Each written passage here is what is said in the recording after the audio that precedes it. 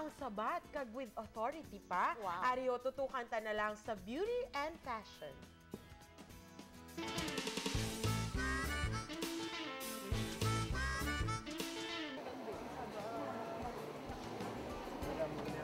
Nagululupod ang mga kapuso naton nga makeup artists kag hairstylists ang damlaglang sa ginhiwat nga cosmetology in Iloilo 2010. Kaginigin pangunahan sang Philippine International Cosmetologists Association o CONPICA sa idalom sang pagdumala sang isa sa mga icons sang pungsod pag-abot sa pagpagwapa, si Fanny Serrano.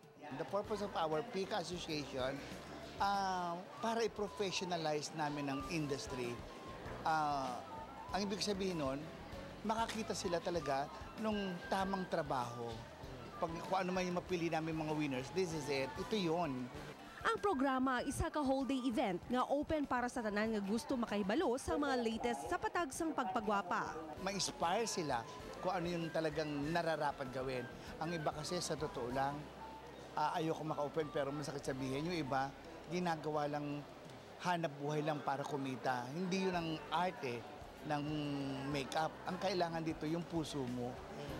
Pag ang puso mo, naroon yung touch talaga, yung tamang kamay ng pag-makeup, yung numero ng kikitain mo, kasunod na yon, nakaduktong na yon. Kagangiya mensahe sa mga nagapakanubo sang propesyon sa mga hairstylist kag makeup artists. Kung wala kami mga beautician lang, ano itsura nyo? Kayo mga doktor lang, kayo mga teacher lang, kayong mga mayayaman lang. Ang pangit pakinggan, ano? Kaya yun ang gusto kong mawala, yung word na yan na lang.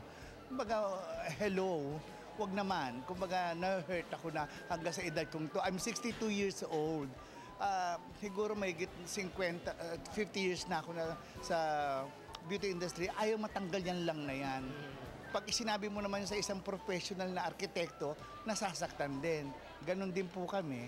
Kaya naman para doon naman sa mga beautician na nanonood ngayon, para maging professional talaga ang dating sa inyo at irespeto kayo, kailangan kumilos kayo ng tama at karespe-respeto. Hindi sa estado sang kabuhi. Hindi ang pagkaperpekto sang kurbada kag plastar sang aton natural nga itsura ang yabe agud mangin presentable kag kaaya-aya.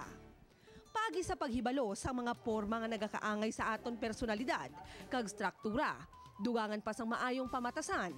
Sa bulig sang mga eksperto, kapareho sining aton mga kapusong beautician, mahimo naton nga malabot ang katahom nga aton ginahandom.